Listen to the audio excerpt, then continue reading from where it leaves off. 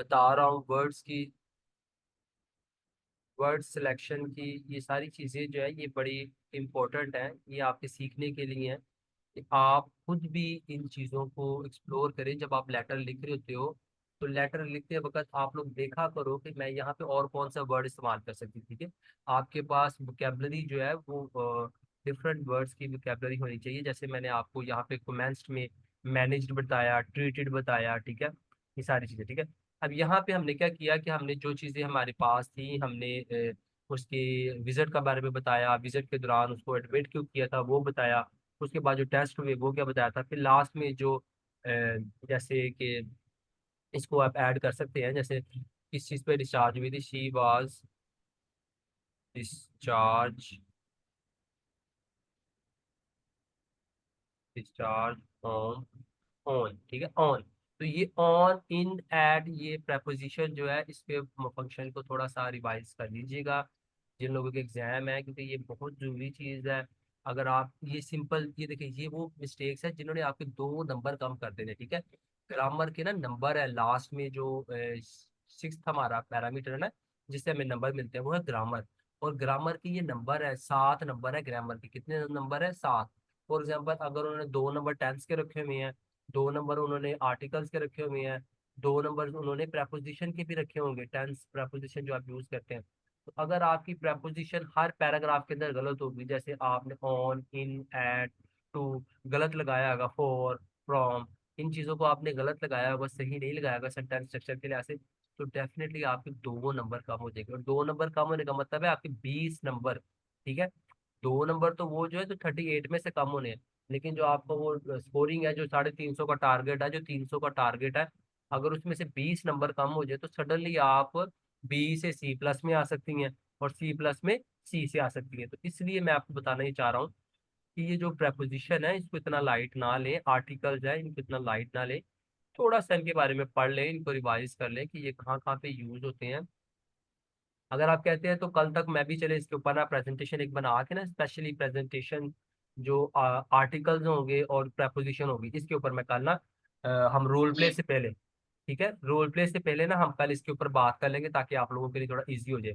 कल हमारा role play का डे है, तो कल रोल प्ले से पहले ना मैं प्रेपोजिशन के बारे में थोड़ा सा बता के फिर हम रोल प्ले स्टार्ट कर देंगे, ठीक है। अच्छा, यहाँ पे हम कहाँ पे आ गए थे कि शी वॉज डिस्चार्ज ऑन, ठीक है, जिस डेट को डिस्चार्ज हुई थी फिर हम वो लिखेंगे। अब यहाँ पे आपने एक चीज देखी होगी कि मैं कंप्लीट लिख रहा हूँ और ईयर नहीं लिख रहा, क्योंकि ईयर लिखने की यहाँ पे जरूरत नहीं है, क्योंकि यहाँ पे जब हम बात करें, जब हमने शुरू से बात की है तो हमने उसी इवेंट की बात की है जो उसके साथ हुआ, ठीक है। आ, ठीक हो गया। अब यहाँ पे अगर आपने वो चीज मेंशन करनी है तो देखिए उसको बड़े अच्छे तरीके से मेंशन करना है, वो कंफ्यूजन से ना हो। जैसे कि मैं अगर इसको लिख के भी दिखाऊं तो मैं कैसे लिखूंगा, जो हमारी एक सिस्टर ने, स्टाफ ने लिखा भी था, हम लिखा था नर्स होम, सही है, विजिट। अब यहाँ पे देखें कि जो विजिट है ना, ये नहीं लिखा हुआ कि I visited you know nurse, यहाँ पे विजिट इंपॉर्टेंट था तो हमने सारे स्ट्रेस किस पे डालनी थी, विजिट पे।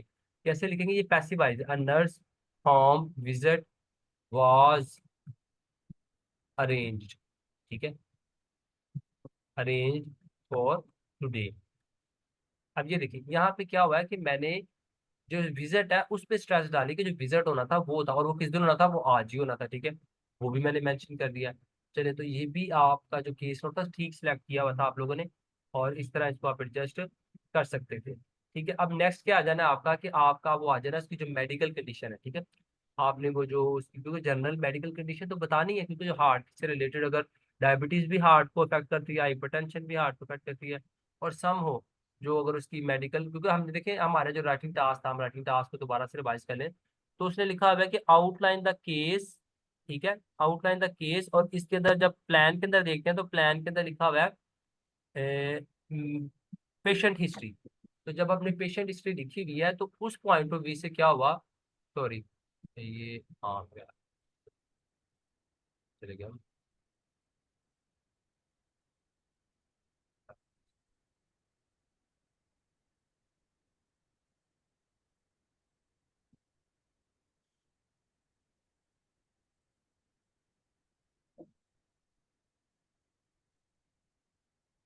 मुझे खुद पे यकीन नहीं होता कि मैंने ऐसा बनाया है। देखें।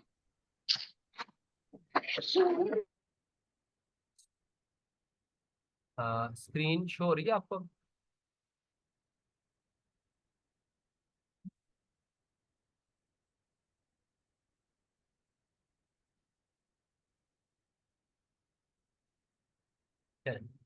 ठीक हो गया। तो अब हमने यहाँ पे क्या कर लिया, हमने यहाँ पे इस पैराग्राफ को भी कवर कर लिया। मैं आपको बताना ये चाह रहा था कि जो मेडिकल हिस्ट्री वाली है, नॉर्मली तो देखिए जो इमरजेंसी डिपार्टमेंट में पेशेंट आते हैं ना, अगर उनकी कोई इररेलेवेंट मेडिकल हिस्ट्री हो ना, जो उनके हार्ट से रिलेटेड ना हो, तो वो यहाँ पे इंपॉर्टेंट नहीं होगी। ये मैं आपको सिखा रहा हूँ कि अगर रियल लेटर के अंदर अगर आपको इसी तरह का कोई ट्रांसफर लेटर आता है, और उस ट्रांसफर लेटर के अंदर वो हिस्ट्री है, और वो हिस्ट्री उस डिजीज से इंपॉर्टेंट नहीं है जिसको हम लेटर लिख रहे हैं डॉक्टर को, और जो कंडीशन के साथ लिख रहे हैं उससे इंपॉर्टेंट है, तो वो नहीं हम लिखेंगे। ठीक है, यहाँ पे क्योंकि इंपॉर्टेंट है, सारी रेलिवेंट है, तो हम इसको लिख देंगे मिस स्टाइल्स। अब यहाँ पे इसको हम लिखेंगे प्रेजेंट परफेक्ट में, क्योंकि ये ऑलरेडी चल रही है, पेशेंट हैज, ठीक है, हाइपर टेंशन, तो ये अभी भी इसको है हाइपर टेंशन, ठीक है। तीनों चीजें इकट्ठी लिख दो, बारी बारी लिखने के बजाय ना, डायबिटीज टाइप 2। यहाँ पे मैं आपको एक और चीज सिखा रहा हूँ कि आप तीनों चीजों को इकट्ठे लिखे, तीनों को कैसे आप मैनेज। अब इसमें क्या है, देखिए जब आप इस तरह लिखते हैं ना, तो फिर एटलीस्ट आपकी जो मेडिसिन है ना वो भी कवर हो जाती है, ये जो मेडिसिन आप दे रहे हैं। एंड डिप्रेशन, अब ये तीन चीज होगी। डिप्रेशन, उसको कैसे हम करेंगे कि डिप्रेशन कोमा मैनेज्ड, ठीक है, विद, अब वो जो मेडिसिन उन्होंने दी हुई थी, ठीक है, अब उस मेडिसिन को हम जैसे मर्जी लिख लें।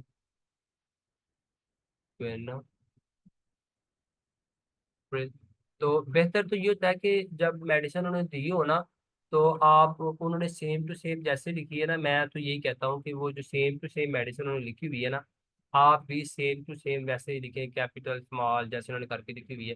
कोई भी उसके अंदर चेंजेस ना ले गए अपनी मर्जी से, ब्रांड नेम जेनरिक नेम को ना, उसमें कंफ्यूजन में ना जाए, वो आपको वो उससे आपके मार्क्स जो है ना कट सकते हैं। तो बेहतर ये है कि जैसे उन्होंने दी हुई ना मेडिसिन, आप सेम टू सेम लिख दें, ये आप अपना टाइम भी सेव करें और कंफ्यूजन भी, ठीक है। तो ये हम कैसे दे देते हैं, ट्वाइस डेली, ठीक है। अब नेक्स्ट क्या थी, कोमा डालें,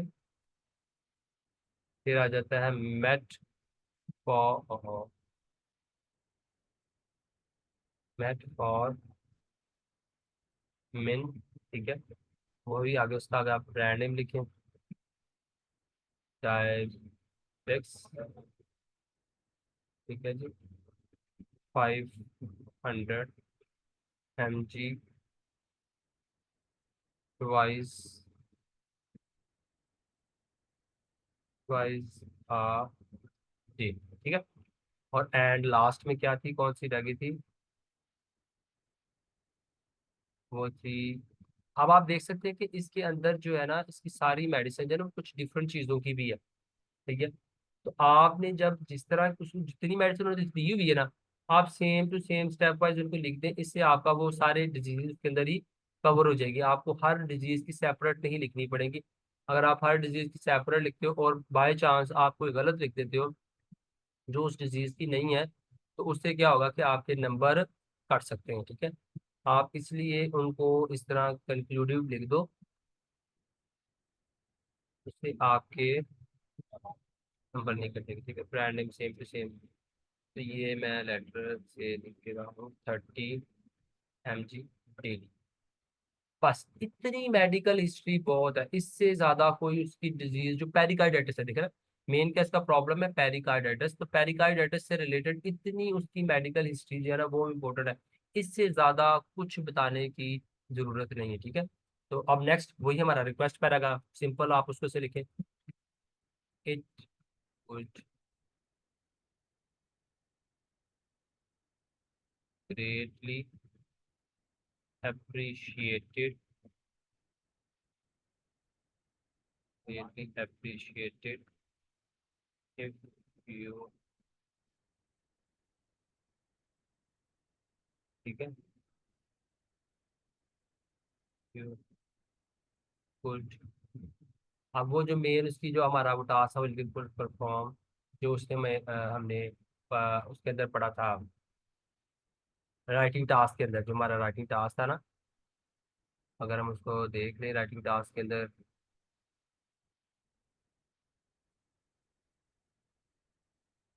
बस, हाँ जी, तो राइटिंग टास्क में क्या लिखा हुआ था कि अर्जेंट असेसमेंट एंड मैनेजमेंट, ठीक है। आप वो रिक्वेस्ट आप कर रहे हो, उसने कहा था रिक्वेस्टिंग अर्जेंट, तो आप क्या कर रहे हैं, it would greatly appreciate if you could perform urgent assessment, या मैं क्या कर रहा हूँ सेम टू सेम वो जो लिखा हुआ है ना, उसी के अंदर वही लिख देख के लिख रहा हूँ, असेसमेंट एंड मैनेजमेंट, ये राइटिंग टास्क के अंदर था, ठीक है, मैं आपको दिखा भी देता हूँ। मैंने सेम टू सेम ऐसे फॉर पॉसिबल, हमने ये अभी तक पॉसिबल लिखा क्योंकि हम ऑथराइज नहीं है किसी चीज़ को डायग्नोज करने के लिए, हम सिर्फ सस्पेक्ट कर सकते हैं किसी चीज़ को, तो हमने क्या किया है, हम इसको फॉर पॉसिबल भी लिख सकते हैं, फॉर सस्पेक्टेड, ठीक है, सस सस्पेक्टेड,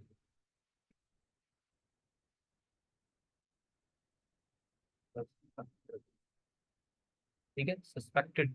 हम क्या कर सकते हैं, हम पॉसिबल भी लिख ले, सस्पेक्टेड लिख ले, बेहतर तो ये कि अगर आप सस्पेक्टेड लिखते हैं तो वो ज़्यादा अच्छा है, वो डिफरेंट पैराफ्रेजिंग वर्ड हो जाएगा, सस्पेक्टेड पेरिकार्डाइटिस।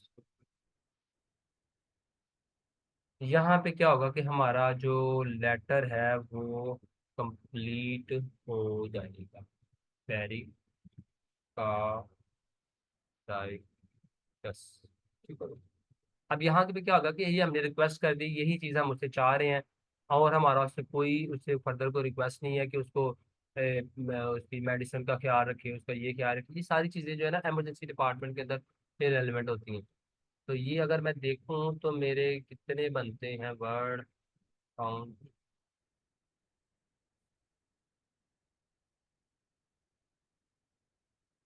28,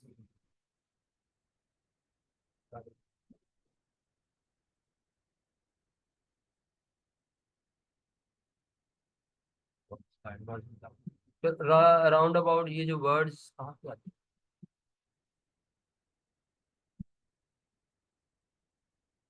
भी नहीं आ रहे, चलिए अगर हम इसको वैसे काउंट कर ले, 1 2 3 4 5 6 7, 1 2 3 4 5 6 7 8 9 10 11 12 13 14 15 16 17 18 19 20 21 22 23 24 25 26 27 28 29, ठीक है। तो अब देखें, स्टूडेंट्स को जो मैं बताना ही चाह रहा हूँ कि आपने आपने भी ऐसे ही वर्ड काउंट अपने उस दिन करने हैं। कोई आपको ना टाइम विद इन सेकेंड्स, कितनी देर मुझे लगी होगी, विद इन सेकेंड मैंने अपने वर्ड काउंट कर लिए हैं। 28 को जब मैं जरा दूंगा 7 से, तो ये 196 वर्ड्स बन रहे हैं, ठीक है। अब देखिए लेटर्स, आप किसी का कोई क्वेश्चन है तो वो मुझे पूछे, वरना फिर मैं अपनी ना आप लोगों को आज की आपको गाइडेंस दूँ, लर्निंग बताऊँ कि आप लोग ये जो चीज़ें मैंने बताई हैं ये क्यों रेलिवेंट है, इनसे क्या फायदा। कोई क्वेश्चन है किसी का अभी तक?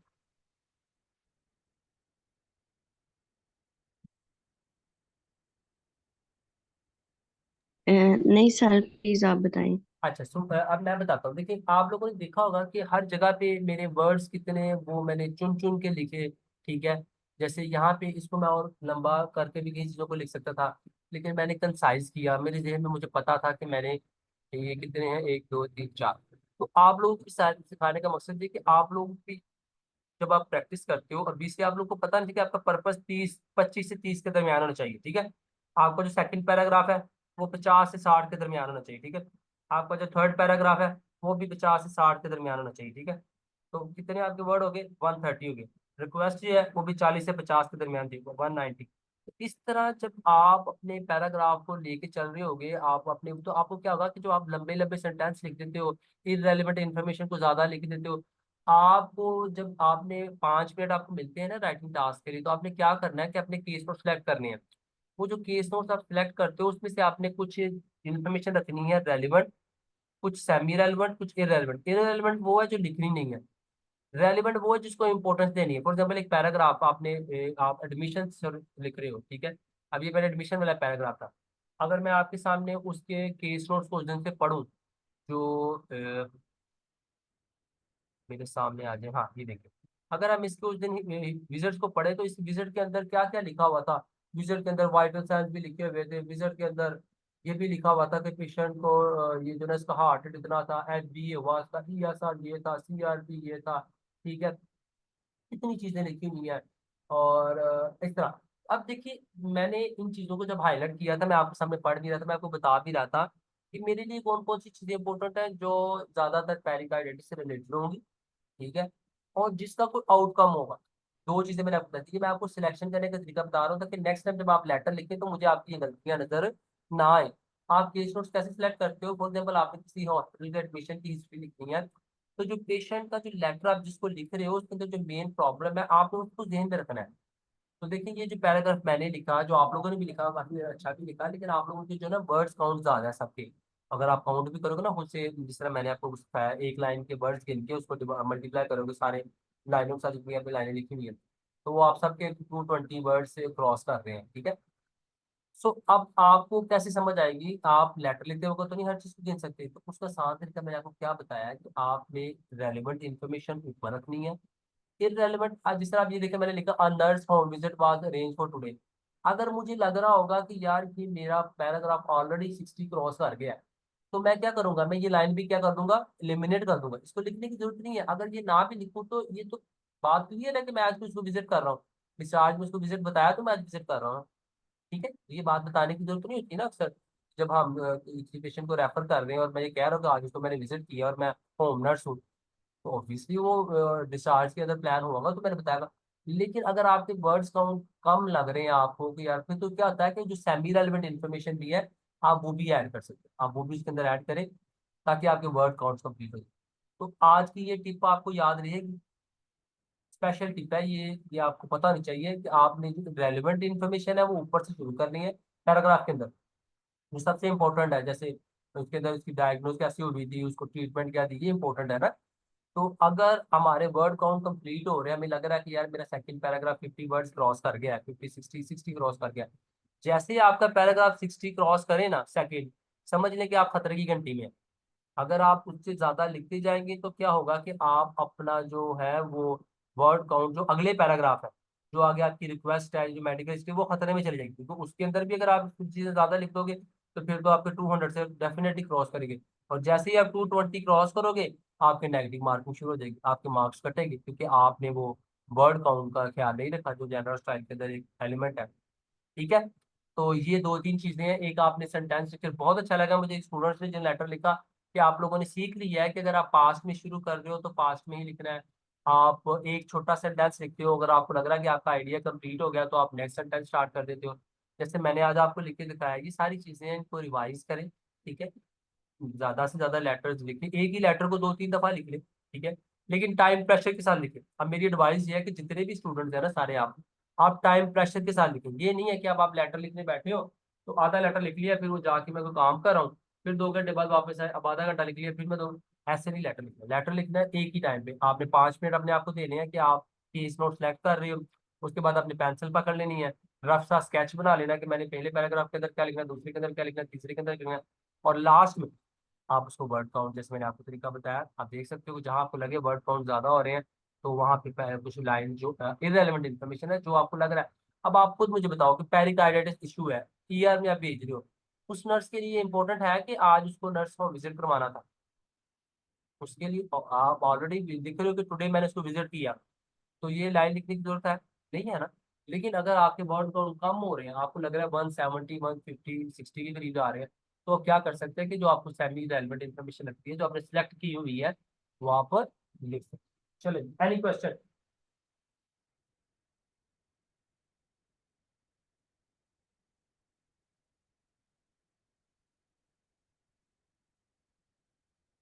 सिस्टर समिया।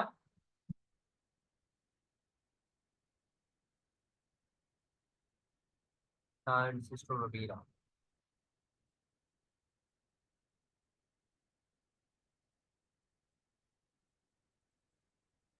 चले ठीक है फिर।